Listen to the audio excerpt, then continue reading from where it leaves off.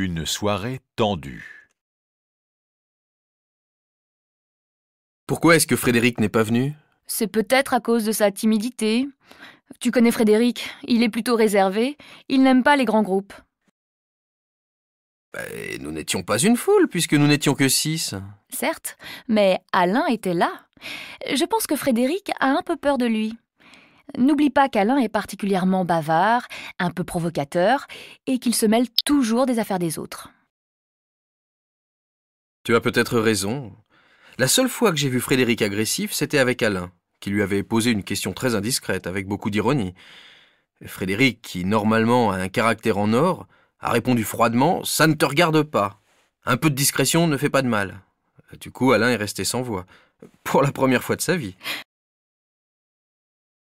Tu vois, tout s'explique. La prochaine fois, invite Frédéric avec la douce et jolie Manon. Bonne idée. Qu'est-ce qu'elle lui trouve? C'est toujours pareil. Yves est d'un égoïsme incroyable. Il ne pense qu'à lui. Rien d'autre ne compte. Je ne comprends pas comment Zoé le supporte. Elle qui est le contraire, quelqu'un de tellement généreux. Précisément, c'est grâce à la générosité de Zoé qu'Yves a réussi dans la vie. Il n'y a pas de miracle. Je reconnais qu'Yves est travailleur. Mais il a su utiliser les qualités de sa femme. Comme elle est accueillante, chaleureuse et assez influençable, Yves n'a eu aucun mal à la manipuler.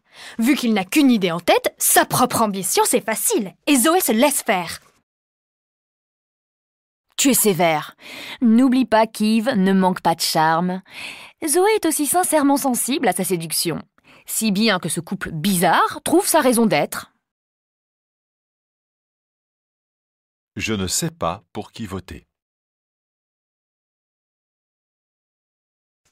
Les élections approchent et je ne sais toujours pas pour qui voter. Franchement, tu peux m'expliquer ce qui distingue les programmes?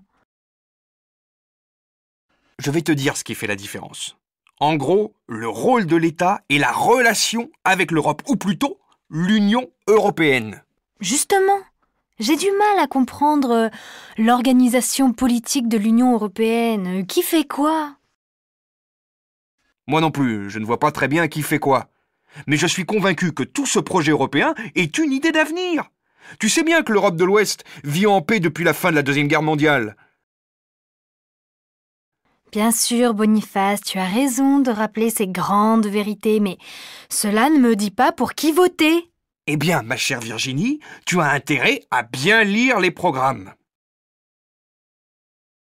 Je me demande ce qui va se passer. Raconte-moi ce qui se passe. Les manifestations continuent? Oui, je lis que le Premier ministre a du mal à calmer les manifestants. Il promet que le gouvernement va faire des propositions. Certains syndicats veulent négocier, d'autres refusent de rencontrer le ministre, d'autres encore préfèrent appeler à la grève générale. Je me demande ce qui va arriver. Si la situation reste bloquée, cela peut mal tourner. En tout cas, le Premier ministre doit donner une conférence de presse cette semaine. Je ne sais pas ce qu'il va annoncer. J'espère que les négociations aboutiront à un résultat acceptable pour tout le monde. Tu crois qu'il y aura un débat à l'Assemblée nationale? Ouais, les députés commencent à protester, eux aussi. Dans un appartement. Oh, tu m'as apporté du vin de la Loire. Merci, Zora. Comment ça se boit? Ça se boit frais, comme un vin blanc. Ça peut se boire avec de la viande? Oui, bien sûr, c'est fait pour ça. Oh là là, qu'est-ce que c'est que ce bruit? Oh, ça me rend folle. Il y a des travaux dans l'appartement d'à côté. Ça n'arrête pas. C'est comme ça chaque jour. Ma pauvre, je te plains.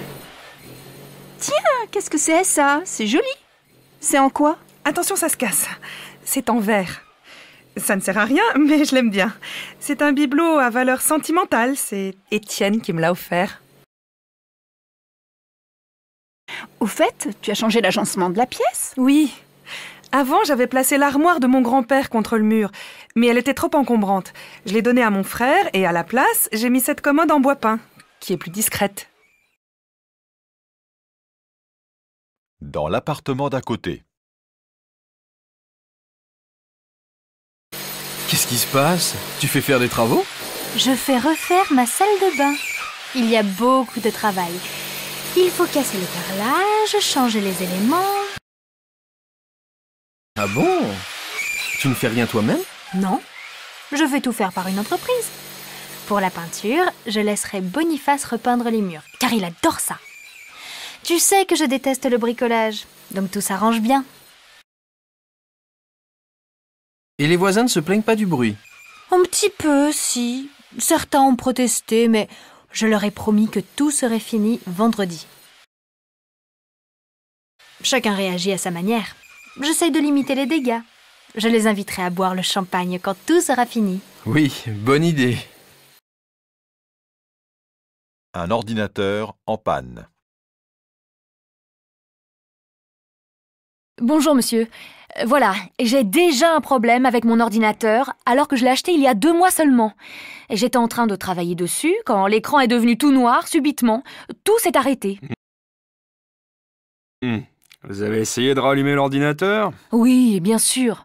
Après l'avoir plusieurs fois débranché et rebranché, et j'ai tenté de le rallumer, mais il ne se passe rien. C'est toujours tout noir. Je vais jeter un coup d'œil. Vous avez pensé à sauvegarder toutes vos données? Oui, heureusement. Et j'avais tout mis sur une clé USB. Tant mieux, parce que le disque dur est peut-être mort, hein. Ah, effectivement, madame. Le disque dur est fichu. C'est incroyable. Pourtant, c'est un ordinateur tout neuf. La bonne nouvelle, c'est qu'il est sous garantie. C'est la moindre des choses.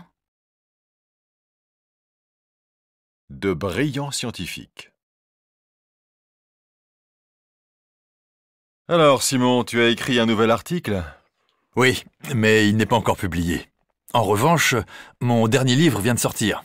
Et le mois prochain, je présenterai l'état de mes recherches lors d'un colloque à Lausanne. Et toi? Que fais-tu de beau en ce moment? Oh, moi aussi, je suis en pleine activité. Mon laboratoire conduit une série d'expériences dont j'attends les résultats. Même si nous rencontrons des difficultés, j'espère que tout cela permettra d'innover un peu plus dans mon domaine. Au fait, sais-tu que mon fils a été reçu à Polytechnique? Ah, c'est de famille.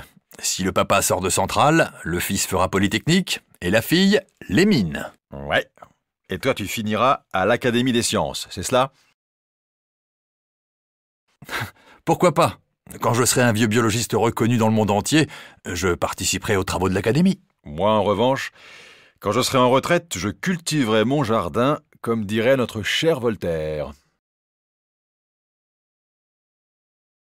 Je suis affreuse ce matin.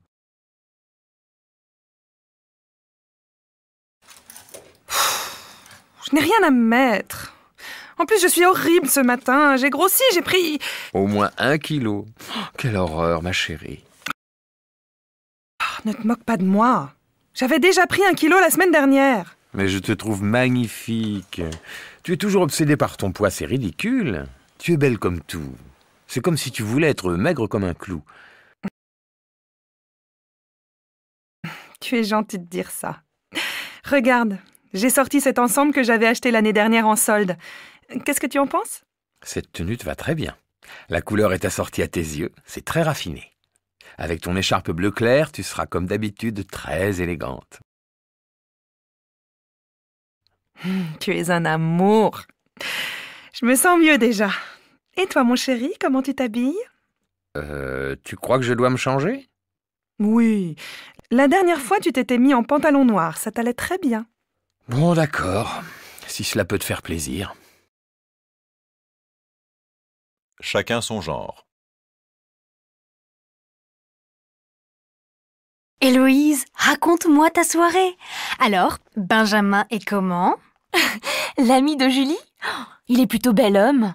Il est brun, de taille moyenne, les yeux noisettes, pas mal de charme. Quel âge il a? Je ne sais pas. Il a une 30aine d'années peut-être, mais il fait un peu plus jeune que son âge. En tout cas, il ne ressemble pas du tout à son frère, ni physiquement, ni psychologiquement. C'est vrai que tu avais rencontré son frère Thomas dans une soirée, je m'en souviens. Thomas, lui, est plutôt du genre excentrique. Une fois, il était venu à un dîner coiffé d'un grand chapeau à plumes. Et Julie? Tu la connais, elle n'a pas changé. Comme d'habitude, elle s'était un peu trop maquillée et elle avait choisi des bijoux à la limite du ridicule. Mais elle avait préparé un dîner fabuleux. Je vois. Toujours la même.